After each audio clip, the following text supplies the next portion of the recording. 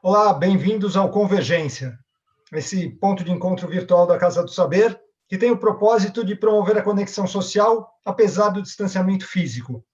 Eu sou Marcelo Pirozelli, junto com o Guto Belchior, estamos aqui mais uma vez para somar ideias com pessoas que têm em comum o prazer pelo saber. Hoje aqui com a gente é Ariane Abdala e Marcelo Cardoso. E a proposta do dia é bater um papo com eles aqui para conhecer um pouco melhor a pessoa por trás da jornalista, a pessoa por trás do empresário. E seguindo aí o tema da semana, que é autoconhecimento, a gente falou bastante ontem sobre 2 pontos. Eu queria resgatar um pouquinho a conversa de ontem, antes de passar a bola para vocês, que foi navegar e meditar, né? Acho que teve duas ferramentas de autoconhecimento que vieram muito à tona, né? O Roberto Vilhena, que é criativo, executivo da indústria de propaganda, ele trouxe muito essa questão de ganhar repertório, de navegar muito na literatura, e o Fabiano Mulan, que é um neurologista, trouxe com essa visão da neurociência a questão da meditação, que aí é o navegar para dentro, né? Então, a gente navegou bastante ontem sobre essas duas perspectivas, e eu queria pegar o gancho nessa conversa de ontem e aprofundar um pouco mais em um desses 2 elementos, que é a meditação. Eu sei que todo mundo que está nessa sala hoje aqui pratica meditação diária, leva muito a sério essa questão de olhar para dentro todo dia. Então, queria começar esse papo com você, Ariane, contando para a gente como que a meditação entrou para ficar na sua vida aí, e outras práticas que você utiliza para buscar essa introspecção, né? Boa noite, Marcelo. Boa noite, Marcelo e Guto. Um prazer estar aqui para falar desse assunto que, embora eu seja jornalista, o assunto mais importante da minha vida é o autoconhecimento. Então, eu aprendi muito mais sobre jornalismo com autoconhecimento do que em qualquer outra escola e trabalho com todo respeito aos lugares que eu estudei e trabalhei. Eu pratico meditação, mas nos últimos anos eu tenho praticado muito mais a yoga, né? Eu faço terapia desde os 10 anos de idade, sou filha de psicólogo, casei com um psicólogo, e sempre, assim, eu pedi para ir na terapia aos 10 anos, né? Então, é uma coisa que sempre existiu na minha vida, dessa forma mais mental, de conversar, a busca pelo autoconhecimento nesse caminho. E há 14 anos eu comecei a praticar Ashtanga Vinyasa Yoga, que é um estilo super intenso, que é uma meditação ativa. E nos primeiros 10 anos que eu pratiquei assim, diariamente, muito intensamente, eu meditava também diariamente 50 minutos antes da prática. Era assim, eu tive que fazer o meu trabalho caber no dia depois de ter inventado essa prática. Nos últimos anos, eu tenho priorizado a prática do Ashtanga, que eu não consigo mais todos os dias sentar e ficar em meditação, mas eu me sinto assim... Você aprende, né, com essas ferramentas, com a meditação tradicional, de sentar e ficar ali em silêncio, ou com a yoga, que a meditação é uma ferramenta que você aprende para a sua vida, né? Então, hoje, o que eu busco é a todo momento estar atenta à minha respiração, atenta aos meus pensamentos, o que eu vou falar, o que eu estou sentindo. Acho que quando a gente adentra esse caminho do autoconhecimento, você descobre que a vida é uma aventura, né? Assim, quanto mais você silencia da pele para fora, mais movimentado fica o negócio, e você tem assim, assunto para cada instante, literalmente. É que a gente se distrai e se envolve na conversa, se envolve nos fazeres, mas eu fico o tempo inteiro, assim, cada vez eu me sinto um pouquinho mais capaz, né? Que é um caminho sem volta, eu acredito, esse despertar para esse mundo interno que norteia tudo, e um caminho que não tem fim, né? Então, isso é um pouquinho da minha experiência. Legal. Marcelo. Acho que tem uma experiência parecida com a Dariane, apesar de não... Eu já fiz vários tipos de yoga, não tenho a disciplina dela de seguir com uma abordagem, mas eu queria voltar um pouquinho em uma coisa que você disse, né? Porque você começou a tua fala com a história do navegar e da meditação, e em ferramentas de autoconhecimento. E eu acredito muito que linguagem cria realidade, né? E eu acho que quando a gente fala em ferramenta de autoconhecimento, a gente pode estar caindo numa cilada, que é a cilada da nossa mente mecanicista, de achar que o autoconhecimento acontece em algum lugar que não é aqui, né? Porque a minha experiência pessoal, o autoconhecimento é confuso, é bagunçado, ao mesmo tempo que tem as práticas meditativas, que são espetaculares, porque você se distancia e se observa, elas são fundamentais, mas não são suficientes para integrar aspectos da nossa psique que vão ficando pelo caminho, sombra, vieses. Então, está longe de... Eu acho que tem essa característica de navegação, mas está longe de ser algo com direção, está longe de ser algo controlável. Ele é um processo, é uma jornada, não tem fim, e acho que, de alguma forma, o nosso grande desafio é ir dando coerência para esse emaranhado que a gente vai construindo a partir da nossa narrativa. E, sim, a meditação é uma técnica, eu uso, mas está longe de ser definitivo no sentido de fazer esse mergulho profundo na gente, nesse compromisso de ter a sensação sentida de estar vivo. Eu adorei o que a Ariane falou, que quando você silencia fora, você começa a perceber a riqueza do mundo interno, de sensação, de sentimento, de pensamento, de crença, e que estão acontecendo o tempo todo, né? Biologicamente, culturalmente, a gente está em relação com a realidade, alucinando em relação à realidade.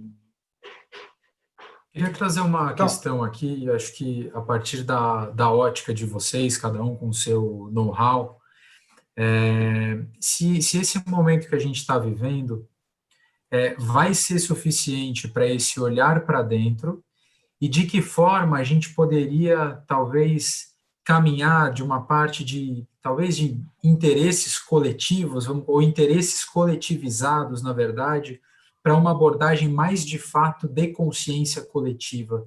Queria entender um pouco a visão de vocês.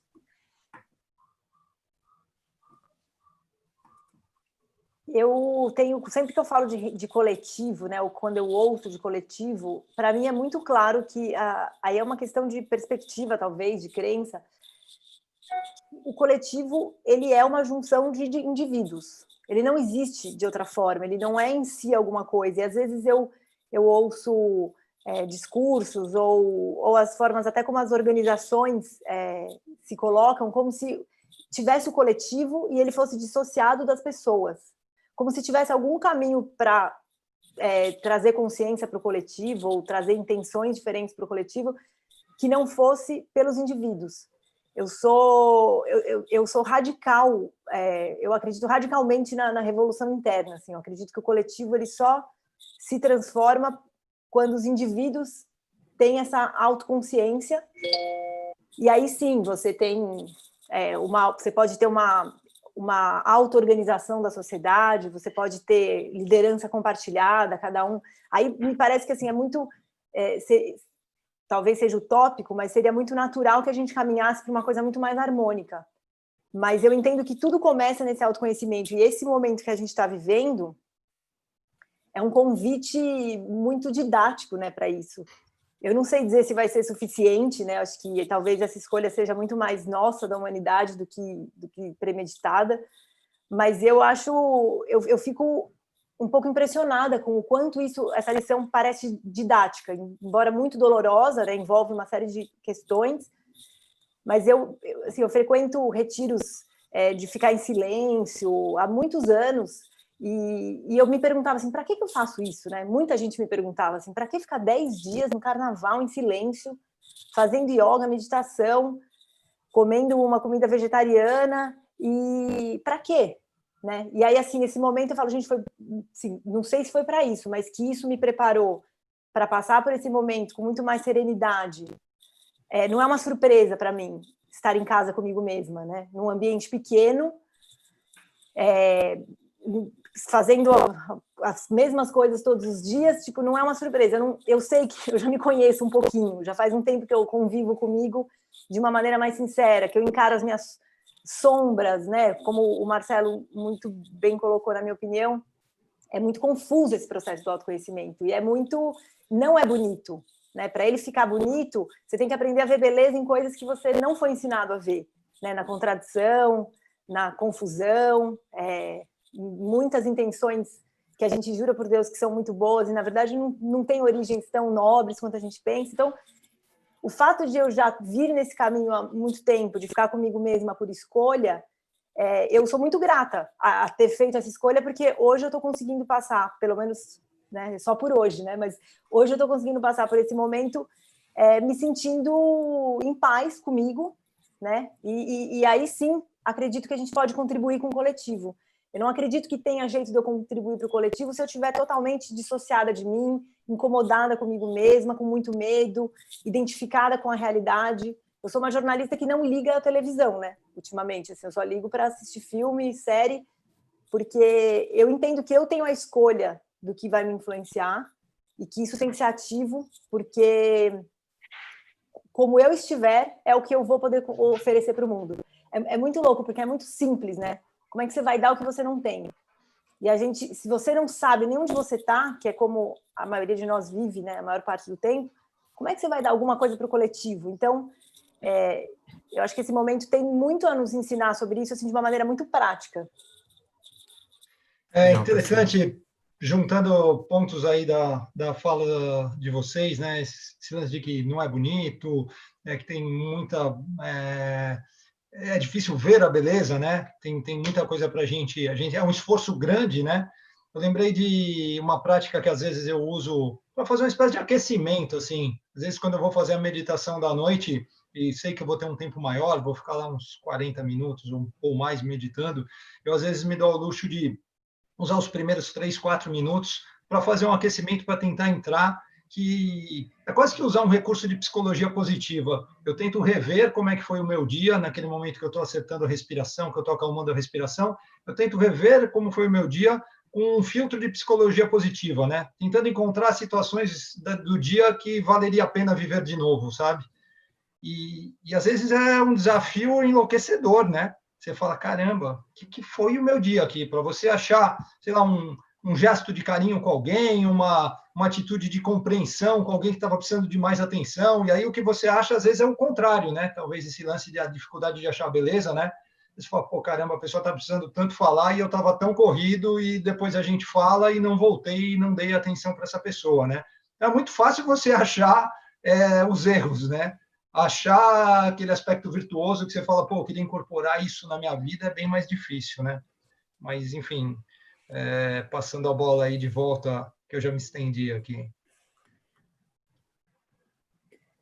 Eu queria só voltar para essa ideia do quanto o que a gente está vivendo é habilitador da gente emergir para um outro tipo de realidade. Eu acho possível, e eu acho que tem uma primeira coisa importante, é a gente entender que a gente foi arremessado nessa realidade. E a gente foi arremessado nessa realidade, e eu vejo muita gente, ou às vezes eu participo de alguns grupos com executivos, com profissionais de RH, e eu tenho ouvido muito nos últimos dias quando a gente voltar ao normal. E para mim me chama a atenção as duas coisas. Primeiro, voltar, porque eu não acho que a gente tem volta. E segundo, normal, porque eu não tenho certeza se o que a gente vivia era normal, se a gente só estava acostumado com um monte de coisa que não fazia muito sentido, né? Tendo dito isso, eu acho que a Ariane tocou num ponto fundamental. Antes da gente querer começar a construir algo novo, como é que a gente fica na incerteza? A incerteza não é o oposto da certeza. A incerteza é esse lugar do mistério. Então, eu acho muito curioso. E todo dia, o tempo todo, você vai entrar em qualquer site da internet, alguém está fazendo uma projeção linear sobre alguma coisa que vai acontecer, que está, por definição, errada, porque a gente está imerso nesse ambiente complexo, caótico, onde as leis e os princípios que orientam um sistema complexo são completamente diferentes de arrastar o passado para o futuro com linearidade. Então, a gente falando da história do autoconhecimento, antes da gente querer emergir, construir algo coletivo, é como é que a gente se enterra na incerteza. Como é que a gente se deixa ser tomado pela incerteza e se deixa ser tomado pela experiência de morte, que é desse lugar, e aí eu concordo com a Ariane, que existe uma direcionalidade, pelo menos no meu processo, nas coisas que eu faço, que é do compromisso do indivíduo de aprofundar a sua reflexão, que a partir daí começa a criar comunidades e relações mais profundas que podem transformar os sistemas. Então, tendo dito isso, eu acho que eu não sei, eu tenho esperança de que, dada a magnitude do que a gente está vivendo, a gente possa ter sementes de algo diferente, mas é bem possível que também a gente tenha muita coisa mais desorganizada, mais desigual e mais fragmentada ainda. Então, mas eu acho que o principal trabalho que a gente pode fazer é esse de não querer ir rápido para algum lugar e de mergulhar nesse contexto que a gente está vivendo.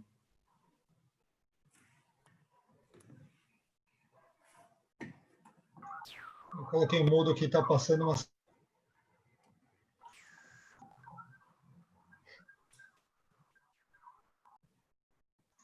Gutão, vai aí que tá barulho aqui. Tá bom. Não, eu vi uma pergunta interessante aqui, se nesse sentido do autoconhecimento, uma pergunta é, será que os minimalistas estão mais preparados para este momento? Será que quem tem menos bagagem, eu acho que nesse processo de autoconhecimento, quem talvez, ou tenha até incorporado essas bagagens, está enfrentando isso com mais facilidade?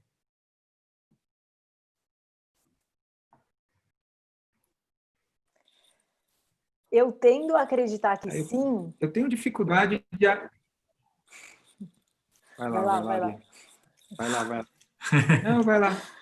Eu tendo a acreditar que sim, mas eu não confio no meu critério nem no de ninguém para dizer quem tem a bagagem e quem não tem.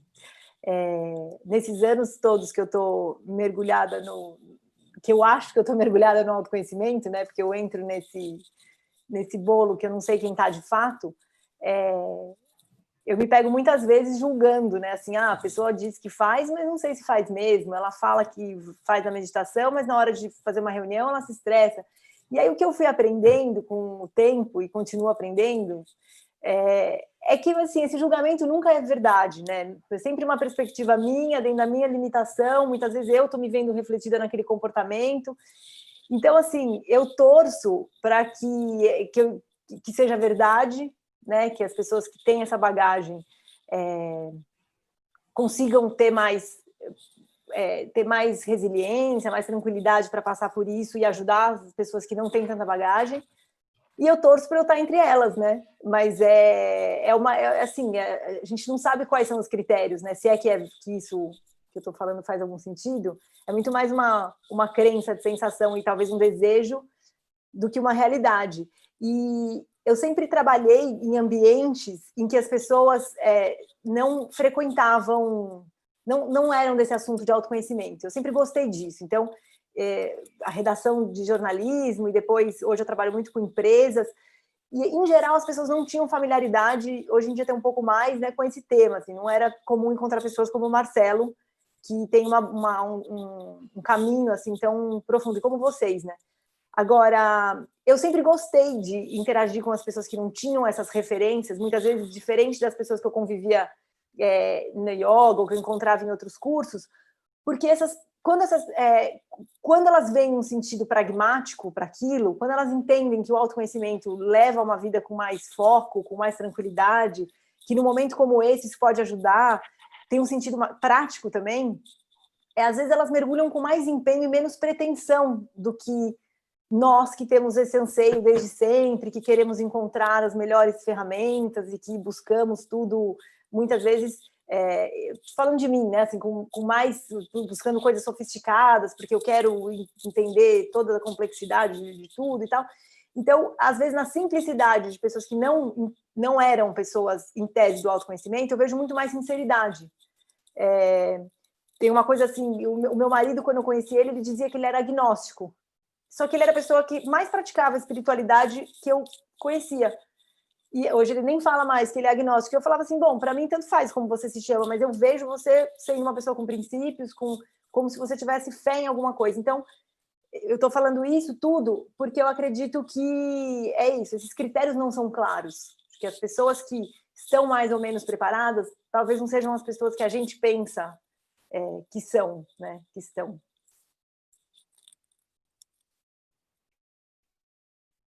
Eu acho que tem um paradoxo nessa sua pergunta, Guto, e toda vez que a gente entra nesse espaço de incerteza de onde a gente está, ele é cheio de ambiguidade e de paradoxo. Então, a resposta que eu daria para a sua pergunta é sim e não. Sim e não. Sim, porque essa capacidade de autoconhecimento aumenta o seu container, aumenta a sua resiliência, você consegue se regular no que está acontecendo. E não porque eu gosto muito do Ken Wilber, que é um autor que eu estudo, da teoria integral.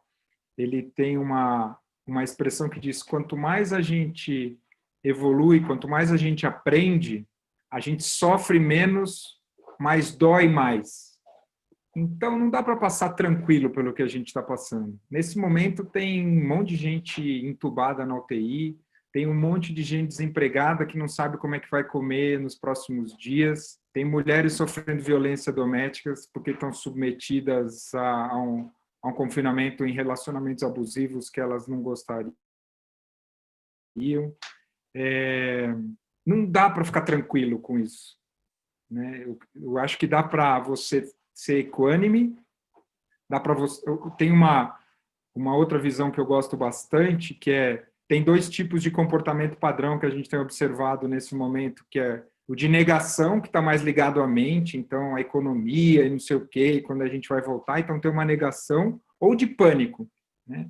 Então você vai ou para a barriga, para a coisa mais instintiva do pânico, da morte, ou você vai para uma negação, não é comigo. E o que conecta a vontade e a mente é o coração, né? E só tem um jeito de você estar conectado de coração com essa realidade, que é se colocando vulnerável. Que eu tenho medo de pegar e de ter sintomas, tenho medo pelos meus pais, eu tenho procurado cada vez mais, além de saber que eu vou morrer, sentir que isso pode acontecer, receio de como as coisas vão acontecer. Então, quando eu assumo isso e me coloco nesse lugar de vulnerável, eu consigo criar proximidade e consigo me relacionar com a realidade. Não sei se de um lugar de bem-estar e tranquilidade, mas de um lugar de empatia e de conexão com a realidade. Oh, perfeito.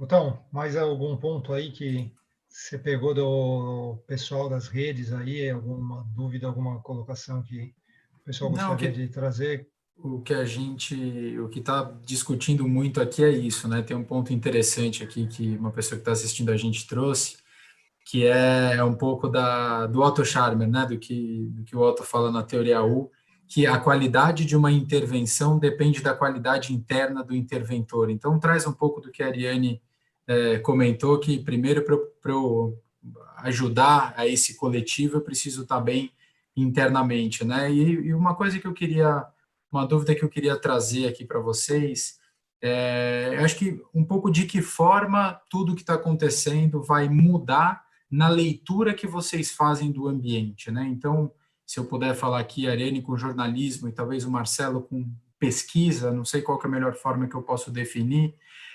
No fundo, antes vocês olhavam para esse Zeitgeist com uma visão que nunca mais vai voltar, nem que no fundo a gente passe a encarar algo do tipo o IC, né? A gente viu quase que um cisne negro acontecer, mas a minha pergunta é como que passa vocês passam a enxergar esse Zeitgeist de uma forma diferente a partir dessa experiência que acaba entrando no repertório de vocês?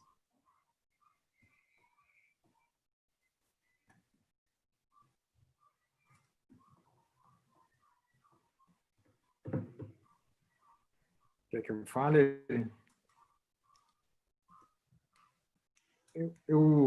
Essa tua pergunta de Zeitgeist é importante, interessante. Eu trabalho olhando para cenários de incerteza desde 2004, mais ou menos, que é a metodologia que eu aprendi de planejamento por cenários, que a Shell fez durante muito tempo, e tem essa ideia de olhar para incertezas críticas e para os Zeitgeist.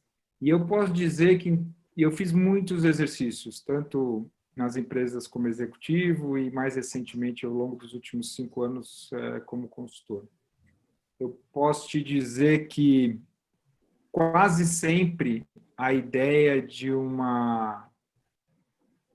algo parecido com o que a gente está vivendo apareceu nesses exercícios de cenário, nesses exercícios de incerteza.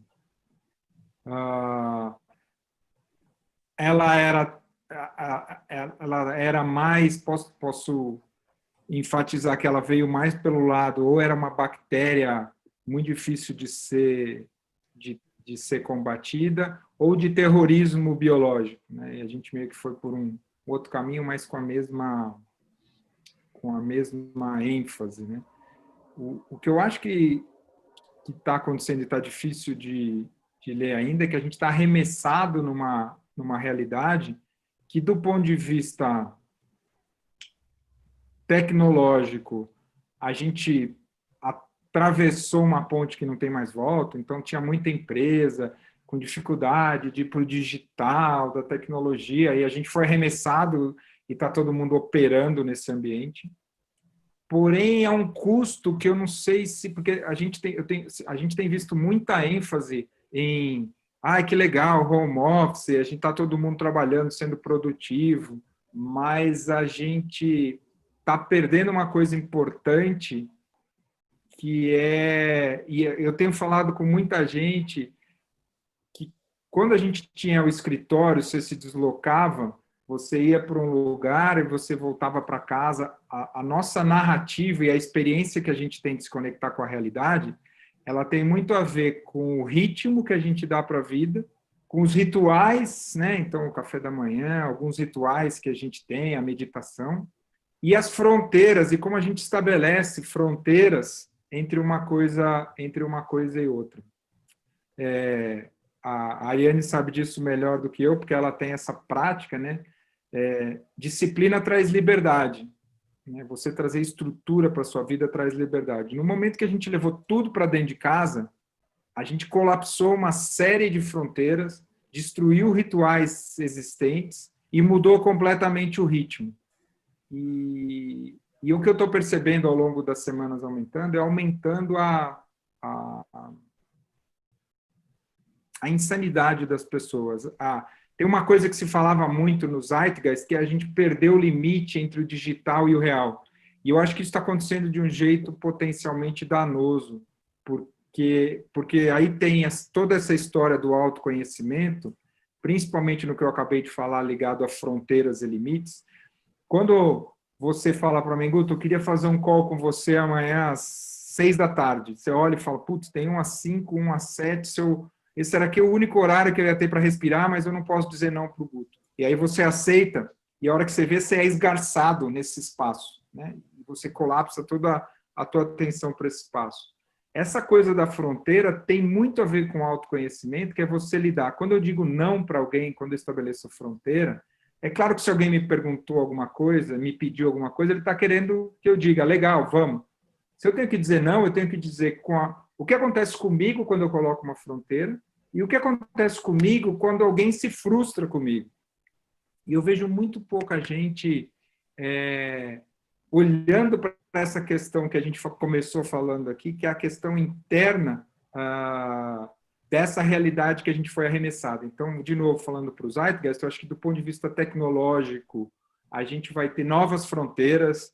Eu acho pouco provável que a gente volte a essa coisa de todo mundo se deslocar no mesmo horário, almoçar no mesmo lugar e tal, mas a gente está acelerando distúrbios psíquicos que já não eram pequenos, né?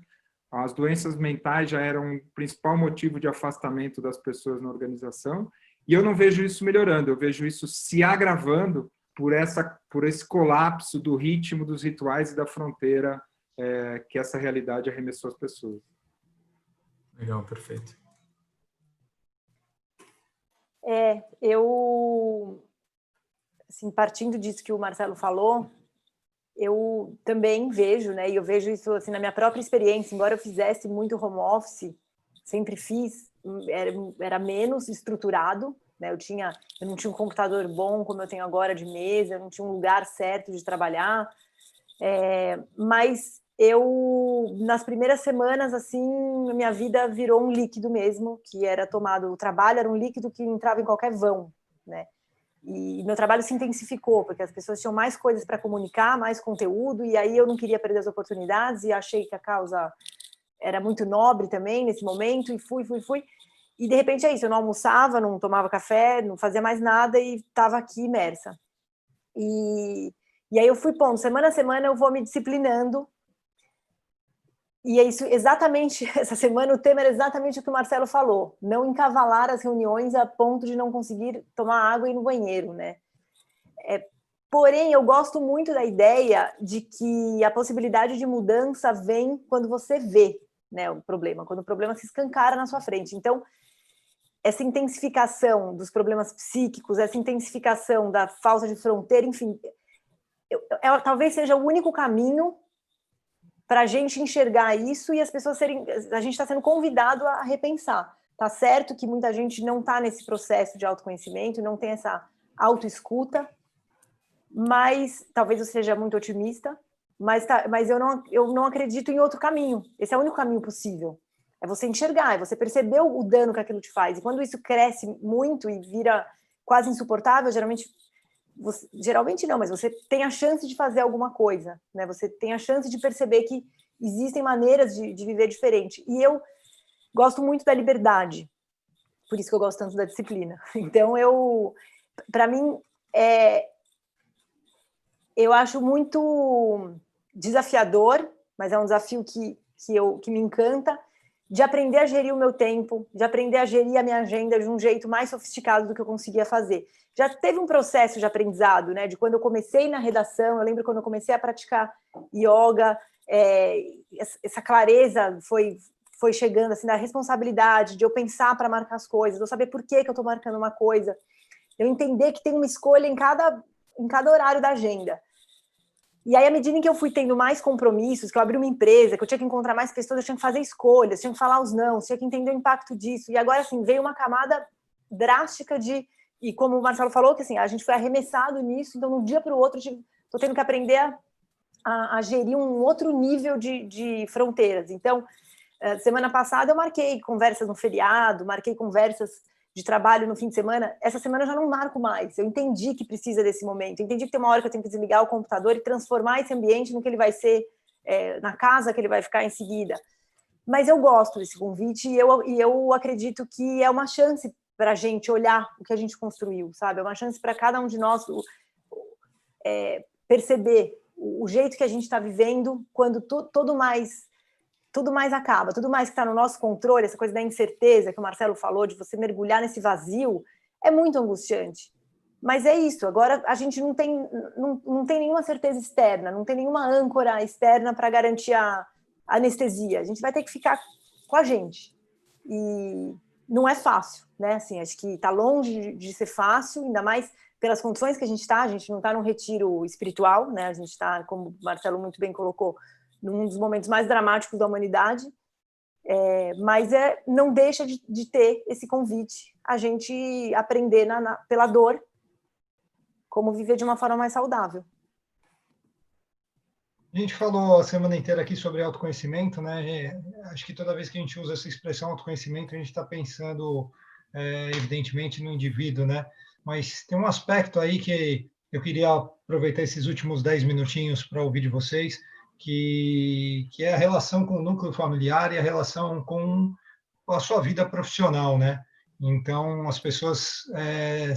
a gente está falando muito sobre home office, mas, na verdade, a gente está vivendo um home life aí, né? A vida profissional e pessoal estão se misturando no nosso dia a dia, né? E em certa medida, isso traz um pouco mais de humanidade. Assim, a gente percebeu o quanto vida pessoal e vida profissional deveriam ser coisas mais integradas, né? Pegando um gancho na fala da Ariane, né? De, pô, como é que eu vou gerenciar isso melhor? Marcelo também tocou nesse ponto de gerenciar a agenda, essa questão das concessões que a gente vai fazer ou não e tal. E o que eu tenho visto muito no mundo corporativo é que tem gente, tem um percentual muito expressivo de pessoas que se conformou que felicidade é coisa para as férias ou final de semana, né? Então, assim, vai, faz o seu trabalho, toca a vida e quando chega o final de semana ou as férias e tal, vai conseguir fazer coisas que realmente satisfaçam. Eu queria que vocês falassem um pouco, para a gente fechar, a gente tem mais uns 10 minutinhos para fechar, eu queria que vocês falassem um pouco, queria trazer aí um pouco da dica de vocês de o que a gente podia fazer, já que hoje a gente está exercitando como misturar melhor a nossa vida pessoal e profissional dentro do núcleo familiar, né? Como que a gente faz isso quando a gente voltar para o universo de trabalho e as pessoas que a gente vai estar convivendo no dia a dia são as pessoas ali da empresa e não a família? Será que a gente consegue levar um pouco disso? Será que a gente consegue levar? Lógico que tem muita gente que está morando sozinha, está lidando com outros problemas, como, por exemplo, a solidão, mas partindo de uma perspectiva de quem, por exemplo, tem um privilégio, como no meu caso, que moro com a minha esposa e com os meus filhos, e tem uma realidade de convívio com essas quatro, nós quatro convivemos o dia inteiro, será que a gente consegue levar um pouco dessa lição para dentro do ambiente de empresa e melhorar os relacionamentos, criar núcleos de confiança, de vínculos emocionais mais fortes?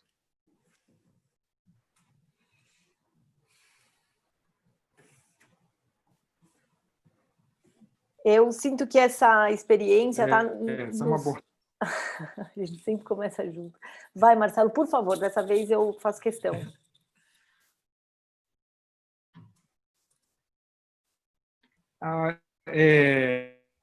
Eu acho que você tocou num ponto relevante, mudando a conversa toda, né? Toda a experiência que a gente tem de realidade é uma experiência de relação. De novo, tem um paradoxo aqui, eu só tenho uma relação de verdade quando eu tenho relação verdadeira comigo e quando eu estou pronto para aquela relação com o outro deixar de existir. Porque é isso que denota a maturidade. Então, uma das coisas que eu faço, eu sou facilitador de constelação familiar, né? Então, eu não acho que a relação familiar é mais fácil do que a relação nas organizações. Quando a gente casa com alguém, a gente não casa com a pessoa, a gente casa com o sistema familiar da pessoa. E acho que, não sei se todo mundo aqui tem parceiros, e é muito claro, se você casou com o pai e a mãe da sua esposa, com os antepassados dele, e não é por uma razão, não é por coincidência que você encontrou a esposa, provavelmente tem um motivo onde você, aqui falando freudianamente, você foi encontrar alguém desenhado para não te dar o que você não teve. Então, geralmente as relações elas se dão nesses emaranhamentos emocionais e a gente, por mais que a gente trabalhe, a gente vai transferir para os nossos filhos essas questões mal resolvidas nossas e dos nossos antepassados, né? Tem evidência em epigenética de 14 gerações, de traumas coletivos de 14 gerações afetando o comportamento. Então, a gente é esse fluxo todo, a gente nunca está se relacionando sozinho, né? A gente está sempre se relacionando com um monte de gente na sala. Tendo dito isso, tem duas coisas que são fundamentais para o ambiente de segurança psicológica acontecer no trabalho, e em casa não tem nada a ver com segurança psicológica, tem a ver com a predisposição de voltar para o amor, né? Porque todos esses conflitos que eu falei, tem uma coisa que é fundamental, que é quando a gente está em família, quem é a pessoa mais amorosa que tem predisposição para voltar ao amor, para sair das armadilhas, dos condicionamentos, dos mecanismos de defesa, quem que levanta a mão e volta o sistema para o amor e para o espaço da relação. quando a gente transfere isso para o ambiente organizacional, a gente está falando de convidar as pessoas a serem verdadeiras, se colocando de forma vulnerável, que é a vulnerabilidade que é o ponto de entrada para criar confiança, que é a matéria-prima para a segurança psicológica. Eu acho que são naturezas de relação diferentes, bastante diferentes.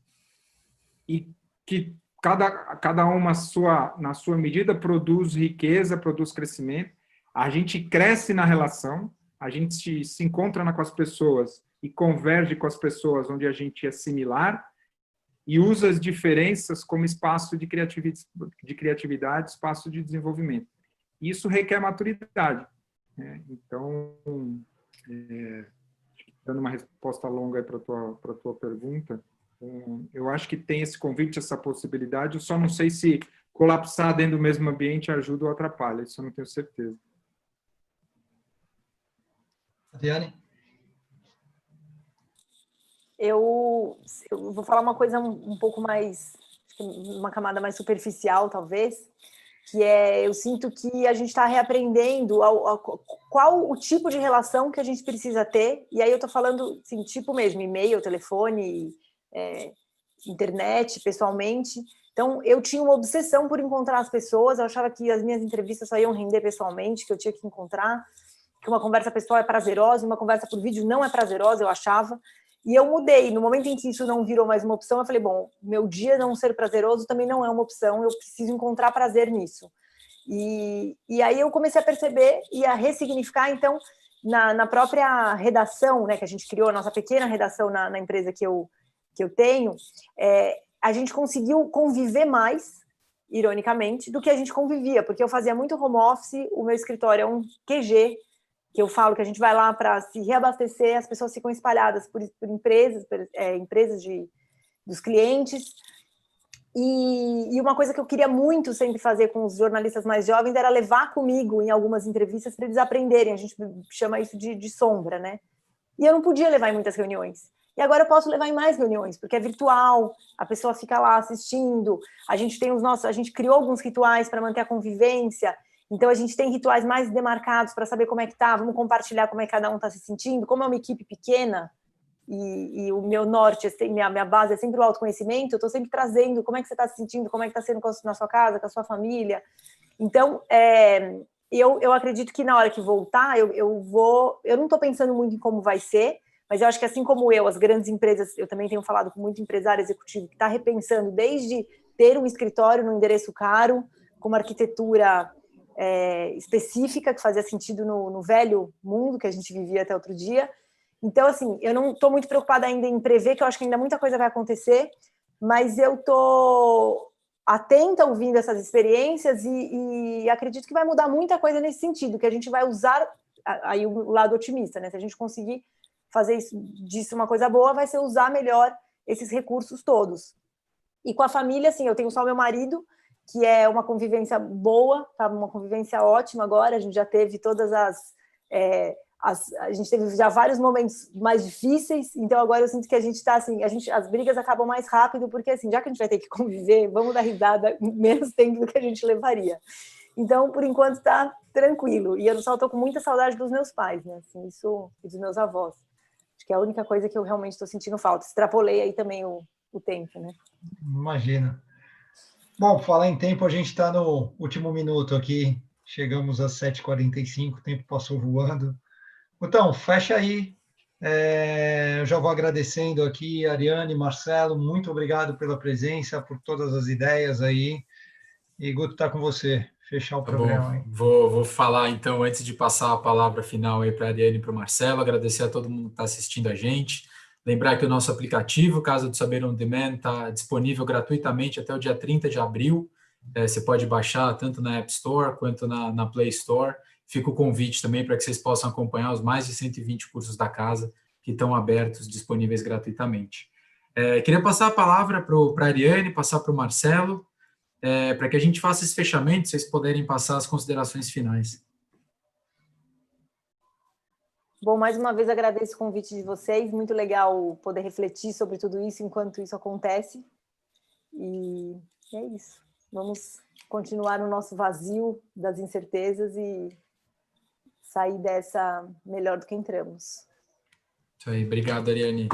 Marcelo? Obrigada. A gratidão também, poder te falar desse tema, ter reencontrado a Ariane depois de tanto tempo nesse contexto. E se tem uma coisa para fazer, de novo falando do Ken Wilber, né? Ele tem um texto que mostrava um texto de ficção de daqui 300 anos, e é bem legal o texto, porque ele fala quando a tecnologia resolvesse todos os problemas da humanidade, tinha uma coisa para as pessoas fazerem, que era o seu compromisso com o autoconhecimento e com a transformação pessoal. Então, que a gente use tudo isso que está acontecendo como uma escola para a gente fazer cada vez mais esse processo pessoal de aprofundamento. Legal, perfeito. Pessoal, boa noite a todos. Valeu. Mais uma vez, muito obrigado, Ariane e Marcelo Cardoso.